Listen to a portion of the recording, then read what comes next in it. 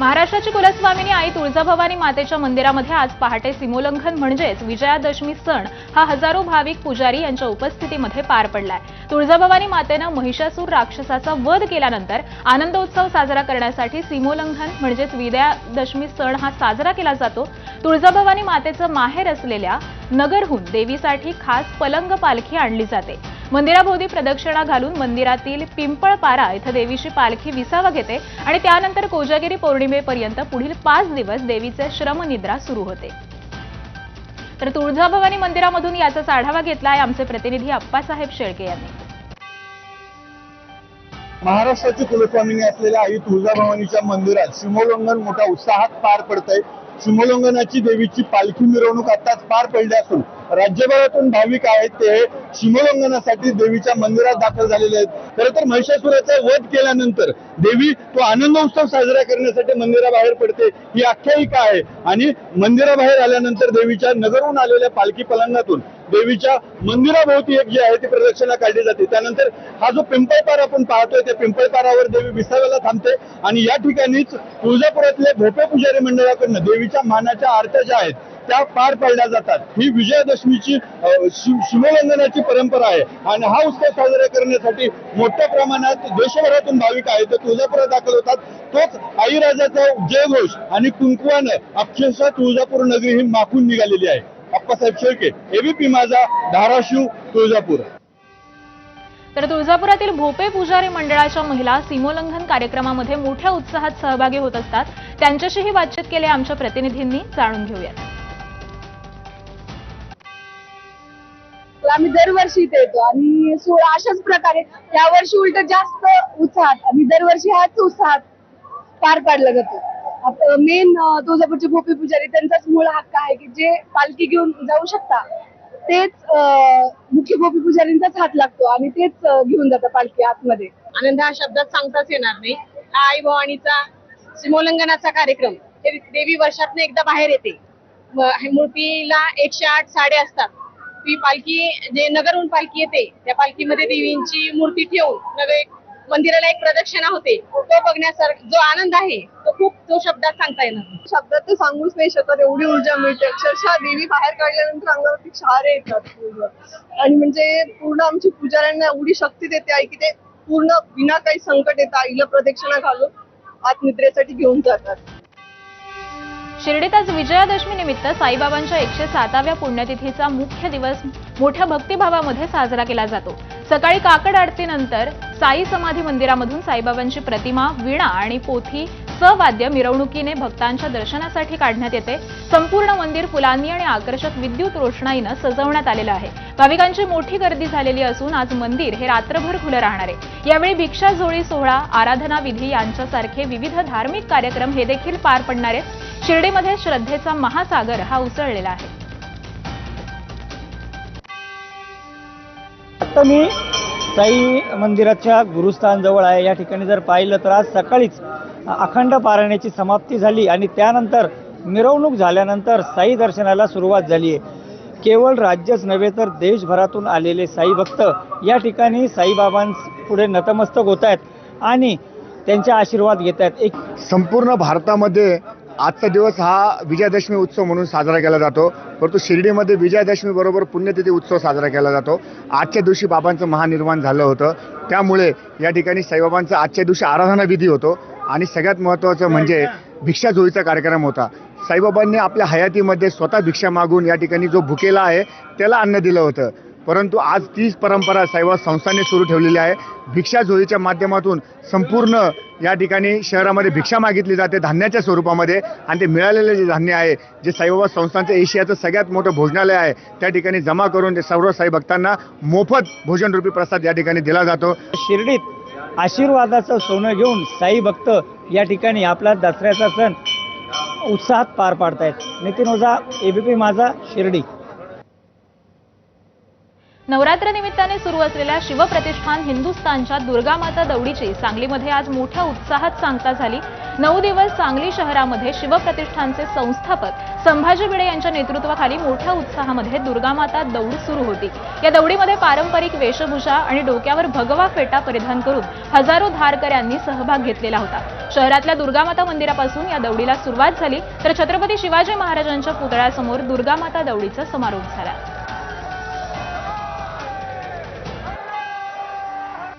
रत्नागिरीमध्ये आयोजित दांडिया उत्सवामध्ये उद्योग मंत्री उदय सामंत देखील सहभागी झाले होते। यावेळी त्यांना बँजो वाजवण्याचा मोह आवरता आला नाहीये।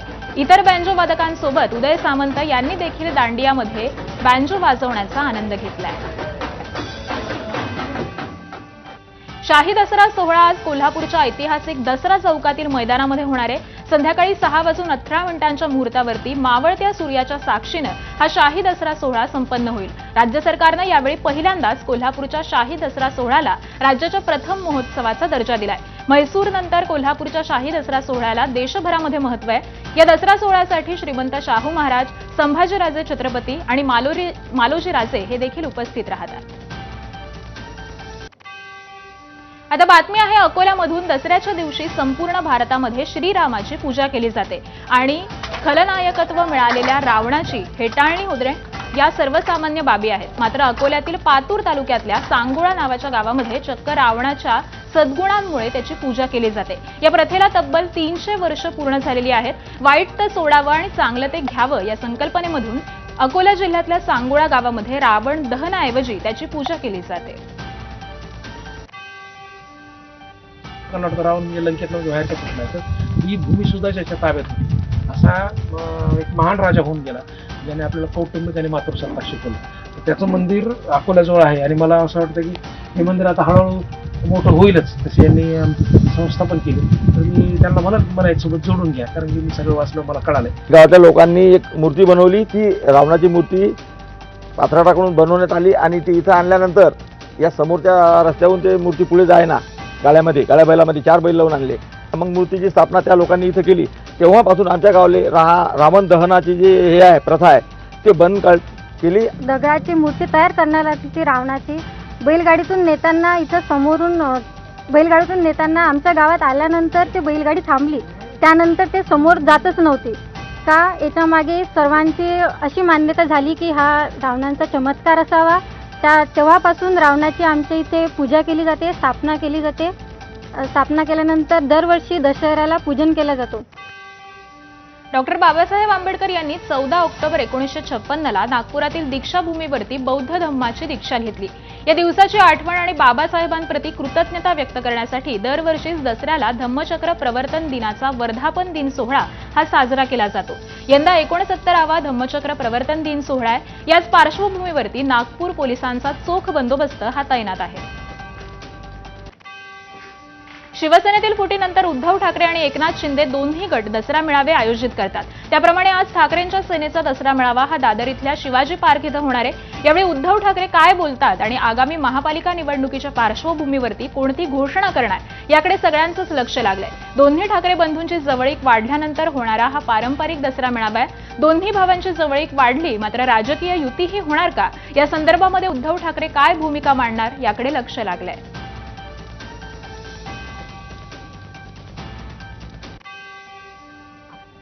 उद्धव ठाकरे गटाचा दसरा मेळावा आज शिवतीर्थावरती पार पडणार आहे। सध्या मी शिवतीर्थावरतीच आहे। आपण सध्या बघू शकतो की कशा प्रकारे स्टेजचं काम हे सुरू आहे। समोर आपण बघू शकतो कशा प्रकारे फलक लावण्यात आला आहे आणि त्यावरती स्पष्टपणे लिहिण्यात आला आहे विचार ठाकरेंचा आवाज महाराष्ट्राच्या, अशा आशयाचा फलक लावला आहे। एका बाजूला बाळासाहेब ठाकरे असतील, त्याचबरोबर मीनाताई असतील, दुसऱ्या बाजूला उद्धव ठाकरे असतील आणि आदित्य ठाकरे असतील, अशा आशयाने हा फलक बनवण्यात आला आहे। पण आपण एक महत्त्वाची गोष्ट पाहिली तर मुंबईमध्ये 3 दिवसापासून मुसळधार पाऊस होता, त्यामुळे कुठेतरी छत्रपती शिवाजी पार्क जे आहे, ज्या मैदानावरून आज उद्धव ठाकरे सर्व शिवसैनिकांना संबोधित करणार आहेत, त्या मैदानावरती मोठ्या प्रमाणावरती चिखल झाला आहे। पण आपण बघू शकतो तरी देखील मोठ्या प्रमाणावरती आसन व्यवस्था ही लावण्यात आली आहे। त्याचबरोबर आज उद्धव ठाकरे काय बोलणार याकडे संपूर्ण महाराष्ट्राचं लक्ष लागलं आहे। त्याचबरोबर मराठवाड्यामध्ये जी पूर परिस्थिती आली आहे त्यावरून उद्धव ठाकरे नेमके काय बोलतात, त्याचबरोबर महत्त्वाचं जो महाराष्ट्राच्या प्रत्येक माणसाला लक्ष लागलं आहे ते म्हणजे मनसे संदर्भातच्या युती संदर्भात देखील आज उद्धव ठाकरे काही बोलतात का हे देखील बघणं अत्यंत महत्त्वाचं राहील। कॅमेरामन सचिनसह ईशान देशमुख, ABP माझा, मुंबई। सकाळपासूनच शिवाजी पार्कवरती शिवसैनिकांची मोठी लगबग पाहायला मिळते. वाशिम, अमरावती सारख्या जिल्ह्यांमधून शिवसैनिक इथे दाखल झालेले आहेत. उद्धव ठाकरे यांचं भाषण ऐकण्यासाठी आलेल्या शिवसैनिकांचा उत्साह हा ओसंडून वाहतोय. पाऊस असो वा वारा, कितीही अडचणी आल्या तरी आम्ही मागे हटणार नाही, उद्धव ठाकरेंचं भाषण ऐकल्याशिवाय परतणार नाही असा निर्धार त्यांनी व्यक्त केलाय. दसऱ्याचा हा मेळावा आमच्यासाठी अत्यंत महत्त्वाचा असल्याचं सांगत मोठ्या संख्येनं हे शिवसैनिक आज उपस्थित राहणार आहेत. याचाच आढावा घेतलाय आमचे प्रतिनिधी ईशान देशमुख यांनी. पाहूया. मेळावा आज शिवतीर्थावरती पार पडणार आहे. याच दसरा मेळाव्यासाठी महाराष्ट्राच्या कानाकोपऱ्यातून शिवसैनिक हे येत असतात. आपण बघू शकतो सकाळपासूनच शिवसैनिक या शिवतीर्थावरती येण्यास सुरुवात झाली आहेत. आपल्याबरोबर हे जे शिवसैनिक आहेत ते वाशिमवरून आले आहेत. काय सांगाल तुम्ही आज दसरा मेळावा आणि उद्धव ठाकरेंचं भाषण? आम्ही विदर्भ वाशिम जिल्ह्यामधून आलेलो आहोत. आमचं तामशी आम्ही उद्धव साहेबांचे विचार ऐकण्याकरता दसरा मेळावा करता आलेलो आहोत. आपण पाहिलं असेल तर संपूर्ण ठिकाणी चिखल आहे या शिवाजी पार्क मैदानावरती आणि पावसाचं सावट देखील आहे. सावट आहे तरी आम्ही निष्ठा असल्यामुळं आलेलो आहोत. उद्धव साहेबांसोबत आमची निष्ठा असल्यामुळं आम्ही इथं आलेलो आहोत. इथं पाऊस आला तरी आम्ही थांबणार कार्यक्रम. आम्ही एकनिष्ठ शिवसैनिक उद्धव साहेब बाळासाहेब ठाकरे गटाचे एकनिष्ठ सच्चा शिवसैनिक म्हणून आम्ही इथे आलेलो आहोत. त्याचबरोबर आपण आमचे बंधू आहेत शिवसेनेचे जिल्हा अध्यक्ष सुधीर भाऊ पवार, हे आमचे एकनिष्ठ असल्यामुळं आम्ही इथं आलेलो आहोत. किती जण आले आहेत आपल्या गावामधून? आम्ही तरी 15 ते 20 जण काही येऊन राहिले. हा मेळावा निष्ठेचा आहे, निष्ठावंत कार्यकर्त्याचा आहे. ज्याला पदाचं मोह नाही, तो फक्त पक्षासाठी काम करतो, साधारण कार्यकर्ता म्हणून हा मेळावा त्याचा आहे. आज पावसाचं सावट आहे, पाऊस काय आसमानी खाली आला तरी मेळावा सक्सेसफुल होणार आहे, सक्सेसफुल होणार आहे. गद्दार गेले, फुटले, नेते पण गेले आमच्या सोबतचे राहिलेले, तरी आम्ही निष्ठावंत राहू शेवटच्या श्वासापर्यंत. मेलो तरी शिवसेनेसाठी मरू. आपण पाहिलं असेल तर मुंबईमध्ये 2 दिवस पाऊस होता, चिखल झाले आणि पावसाचा आज देखील सावट आहे. शिवसैनिकाला ऊन वारा पाऊस कधीच लागत नाही. आझाद मैदानावरती त्यांचा मेळावा होता, त्यांनी नेस्कोवरती घेतला कारण की त्यांना पावसाची भीती होती, ऊन वारा पावसाची भीती होती आणि त्यांनी फक्त मुंबईची गर्दी बोलवली. आम्ही तमाम शिवसैनिक महाराष्ट्रातून आलेलो आहे. शिवसैनिक मोठ्या प्रमाणावरती सकाळपासूनच आता या शिवतीर्थ मैदानावरती दाखल होण्यास सुरुवात झाली आहे. कॅमेरामन सचिन सह ईशान देशमुख, एबीपी माझा, मुंबई. एकनाथ शिंदेंच्या शिवसेनेचा दसरा मेळावा हा मुंबईतील नेस्को एक्झिबिशन सेंटर गोरेगाव इथं होणार आहे. या मेळाव्याची वेळ ही संध्याकाळी 6 वाजता असल्याचं सांगण्यात आलंय. यंदाचा दसरा शेतकऱ्यांच्या बांधावर, स्थळ बदललंय, परंपरा नाही, अशी पोस्ट एकनाथ शिंदे यांनी दसरा मेळाव्याच्या ठिकाणाबद्दल माहिती देताना केली आहे. या मेळाव्यामधून राज्याचे उपमुख्यमंत्री एकनाथ शिंदे आणि शिवसेनेचे इतर नेते काय घोषणा करतात याकडे सगळ्यांचंच लक्ष लागलंय. याआधी मेळाव्याचं ठिकाण हे आझाद मैदान ठरलेलं होतं, मात्र पावसामुळे मैदानामध्ये चिखल झाल्यामुळे हे ठिकाण बदलण्यात आलंय. शिंदे सेनेचा दसरा मेळावा हा गोरेगावच्या नेस्को संकुलात पार पडणार असून त्यासाठी नेस्को संकुल हे सज्ज झालेलं आहे. आपण जर पाहिलं तर संकुलाच्या केंद्रस्थानी भव्य असा मंच उभारण्यात आला असून त्यावरूनच एकनाथ शिंदे आणि त्यांचे काही मोजके शिलेदार हे जनतेला, त्यांच्या कार्यकर्त्यांना संबोधित करतील आणि कार्यकर्त्यांना बसण्यासाठी देखील आपण बघतोय की हजारोंच्या संख्येने आसन व्यवस्था करण्यात आलेली आहे. संपूर्ण मैदानात विशाल असे LED स्क्रीन लावण्यात आलेले आहेत. तसेच एकनाथ शिंदे असतील, बाळासाहेब ठाकरे असतील, तसेच आनंद दिघे यांचे विशाल असे कटआउट्स देखील लावण्यात आलेले आहेत. खरं तर एकनाथ शिंदे यांचा दसरा मेळावा हा आझाद मैदानात होणं अपेक्षित होतं, मात्र मुंबईमध्ये सध्या प्रचंड पाऊस आहे आणि आझाद मैदानात चिखलाचं साम्राज्य पसरलेलं आहे आणि त्यामुळे अगदी शेवटच्या क्षणी हा दसरा मेळावा नेस्को संकुलात घेण्याचं ठरवण्यात आलं आणि त्यासाठी आपण बघतोय की आता नेस्को संकुल हे सज्ज झालेलं आहे. आज इथे हजारोंच्या संख्येने शिंदेचे कार्यकर्ते उपस्थित असतील आणि त्यांना एकनाथ शिंदे आणि त्यांचे काही मोजके शिलेदार हे संबोधित करतील. खरं तर उद्धव बाळासाहेब ठाकरे यांच्या पक्षाचा दसरा मेळावा हा पारंपरिक पद्धतीने शिवाजी पार्कवर पार पडणार आहे, तर एकनाथ शिंदे यांचा दसरा मेळावा हा नेस्को संकुलात पार पडणार आहे. सुरुवातीला ठाकरे सेनेचा दसरा मेळावा सुरू होतो आणि उद्धव ठाकरे यांचं भाषण देखील सुरुवातीला संपन्न होतं आणि त्यानंतर एकनाथ शिंदे हे भाषण करतात. आता आपल्या भाषणात उद्धव ठाकरे नेमके कोणते कोणते मुद्दे उपस्थित करतात, कशा प्रकारे एकनाथ शिंदे असतील आणि सत्ताधाऱ्यांना लक्ष करतात आणि त्यावरती एकनाथ शिंदे काय प्रतिक्रिया देतात हे पाहणं महत्त्वाचं असेल. व्हिडिओ जर्नलिस्ट मनोज जयस्वालसह सचिन गाड, एबीपी माझा, मुंबई. पंकजा मुंडेंचा दसरा मेळावा बीडच्या सावरगाव घाट इथं होणार आहे. लोकनेते गोपीनाथ मुंडे यांच्या विचारांची परंपरा पुढे नेणाऱ्या पंकजा मुंडे यांचं मार्गदर्शन ऐकण्यासाठी आणि सीमोल्लंघन करण्यासाठी मोठ्या प्रमाणावरती जनसमुदाय या ठिकाणी दाखल होतो। पंकजा मुंडेंचं मार्गदर्शनपर भाषण ऐकण्यासाठी जिल्ह्यामधूनच नाही तर राज्यभरामधून भगवान बाबांचे भक्त, मुंडे समर्थक मोठ्या संख्येनं भगवान भक्तीगडावरती दाखल होत असतात। मंत्री पंकजा मुंडे या मुंबईवरून हेलिकॉप्टरनं सकाळी 11 वाजता सावरगाव घाट इथं दाखल होतील। त्यानंतर राष्ट्रसंत भगवान बाबा यांच्या मंदिरामध्ये जाऊन दर्शन घेतील आणि भगवान बाबा यांच्या मूर्तीची पूजा आणि आरती करतील। साधारण 12 वाजता पंकजा मुंडे संबोधित करतील। धनंजय मुंडे आणि लक्ष्मण हाके हे देखील पंकजा मुंडे यांच्या दसरा मेळाव्याला उपस्थिती लावतील।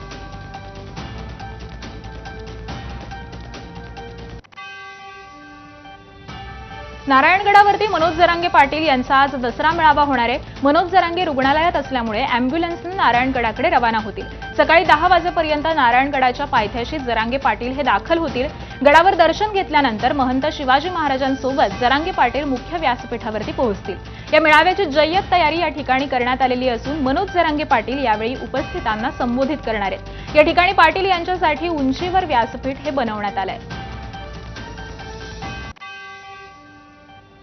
मराठा आंदोलक मनोज जरांगे पाटील यांचा दसरा मेळावा बीडच्या नारायणगडावर दुपारी 11 वाजता होणार आहे आणि या ठिकाणी जर आपण बघितलं तर नारायणगडाची जय्यत तयारी करण्यात आलेली आहे। मंदिराच्या बाहेरच एक भव्य असं व्यासपीठ मनोज जरांगे पाटील यांच्यासाठी असणार आहे आणि या ठिकाणी हे व्यासपीठ उंचीवर निर्माण केलं गेलेलं आहे, कारण जी गर्दी होणार आहे पूर्ण चारी बाजूने आणि जे पूर्ण समर्थक असणार आहेत यांना त्यांचं भाषण ऐकता यावं यासाठी हे व्यासपीठ उंच करण्यात आलेलं आहे। सकाळपासूनच आपण बघितलं तर जे समर्थक आहेत जरांगे पाटलांचे हे नारायणगडावर यायला सुरुवात झालेली आहे आणि आता जो मेळावा होणार आहे या मेळाव्यामध्ये नेमके जरांगे पाटील काय बोलतात याकडे संबंध राज्याचं लक्ष लागलेलं असणार आहे। आता 11 वाजता सुरू होणाऱ्या मेळाव्यामध्ये नेमकं पाटलांचं जे भाषण होणार आहे या भाषणाकडे सर्वांचं लक्ष लागलेलंच आहे। शिवाय पाटील यामध्ये काय बोलतात हे पाहणं महत्त्वाचं असणार आहे। स्वानंद पाटील, एबीपी माझा, नारायणगड। मुंबईतील आंदोलनानंतर राज्य सरकारनं काढलेल्या हैदराबाद गॅझेटच्या अध्यादेशानंतर यंदाचा मेळावा हा विजय मेळावा असल्याच्या भावना यावेळी समर्थकांनी व्यक्त केल्या आहेत। नारायणगडावरती विविध जिल्ह्यांमधून आलेल्या जरांगे समर्थकांसोबत संवाद साधलाय आमचे प्रतिनिधी स्वानंद पाटील यांनी। काय सांगाल नेमकं तुम्ही कुठून आलेले आहेत? आम्ही सर परभणी जिल्हा सेलू तालुक्यावरून एक खेडेगावातून आलेलो आहे। काय आज इथे? आज दसरा मेळावा आहे। आजचा दसरा मेळावा हा विजयी दसरा मेळावा आहे, कारण की मराठ्यांना जो संघर्ष केलाय त्याबद्दलचा उत्स्फूर्त असा प्रतिसाद आम्हाला पाटलांनी दिलाय, त्याबद्दल आम्ही मोठ्या उत्साहानं येथे आलो। काय सांगाल मेळाव्यात काय काय होणार आहे? मेळाव्यामध्ये आज जो जरांगे पाटलांनी विजय मिळवलेला आहे, मराठा आरक्षण जे मिळवून दिलेलं आहे त्याबद्दल एक विजयाची एक जत्रा म्हणून हा दसरा मेळावा साजरा करण्यात येत आहे। तर आम्ही परळीहून आलेलो आहेत, तर आनंदाचा असा उत्सव म्हणून एक जरांगे पाटलांनी जे आपल्यासाठी केलेलं आहे त्यासाठी आम्ही आलेलो आहे। हैदराबाद गॅझेट लागू झालेले काय भावना आहेत? हैदराबाद गॅझेट लागू आहे, अत्यंत चांगलं आहे आणि याआधी पाटलांनी म्हणजे कोणाच समाजासाठी काही कार्य केलेलं नाही। एकमेव पाटील फक्त एक समाजासाठी निष्ठावान आहे आणि आम्ही बुलढाणा जिल्ह्याहून फक्त पाटलाला भेटण्यासाठी इथं आलेलो आहे। हा दुसरा मेळावा आहे। पहिला मेळावा हा संघर्षमय होता आणि हा जो मेळावा असणार आहे हा विजयाचा मेळावा असणार आहे, त्यामुळं यावेळेस समाज मोठ्या संख्येने इथे उपस्थित होणार आहे। हैदराबाद गॅझेट लागू झाल्यानंतर हा पहिला दसरा मेळावा असल्याने समर्थकांनी या दसरा मेळाव्याला विजयी दसरा मेळावा असं नाव दिलेलं दिसून येत आहे। स्वानंद पाटील, एबीपी माझा, नारायणगड, बीड। सिंधुदुर्गातील राष्ट्रीय स्वयंसेवक संघाच्या मिठबाव इथल्या शाखेला मंत्री नितेश राणेंनी भेट दिली। शस्त्रपूजनाच्या निमित्तानं संघाचा गणवेश परिधान करत राणे संचलनात सहभागी झाले। संघाचा विचार हीच भारताची खरी ताकद असल्याचं नितेश राणेंनी वक्तव्य केलंय। राष्ट्रसेवा, राष्ट्र निर्माणाचा विचार प्रवाह म्हणजे संघ असं मुख्यमंत्री देवेंद्र फडणवीसांनी म्हटलंय। मुख्यमंत्री फडणवीसांचा आरएसएस साठीचा विशेष लेख वृत्तपत्रात प्रसिद्ध झालाय। संघ प्रार्थना राष्ट्रभक्तीची ज्योत प्रज्वलित करते। सरकार चालवताना गोळवलकर गुरुजींच्या शिकवणुकीचा प्रत्यय येतो असं देखील या लेखामध्ये म्हणण्यात आलंय। तर या लेखामध्ये काय म्हणण्यात आलंय आपण ग्राफिक्सच्या माध्यमातून जाणून घेऊयात। संघ हा एक विचार प्रवाह आहे राष्ट्रसेवेचा आणि राष्ट्र निर्माणाचा। मी जे करू शकलो करतो आहे, त्यात संघ संस्काराचा मोठा वाटा आहे. नमस्ते सदा वत्सले मातृभूमी ही केवळ शब्दांची रचना नाही, तर ती एक साद घालणारी हाक आहे. ही हाक आपल्या हृदयात राष्ट्रभक्तीची ज्योत प्रज्वलित करते, जीवनाला दिशा देते. आज जेव्हा मी महाराष्ट्राचा मुख्यमंत्री म्हणून कार्यरत असतो, तेव्हा गुरुजींच्या शिकवणुकीचा प्रत्यय येतो. संघ जातपात मानत नाही, हे त्याचे मूलभूत तत्व आहे. शाखांमध्ये विविध जातींमधील स्वयंसेवक एकत्र खेळतात. संघ हा लोकांचा आहे, तो राजकीय पक्षाचा नाही. त्यामुळे संघावर टीका करणारे एकतर संघाला ओळखत नाहीत किंवा ओळखून केवळ राजकीय लाभासाठी टीका करतात. संघानं कधीच हिंसा शिकवली नाही, त्यानं फक्त शिस्त आणि सेवा शिकवली.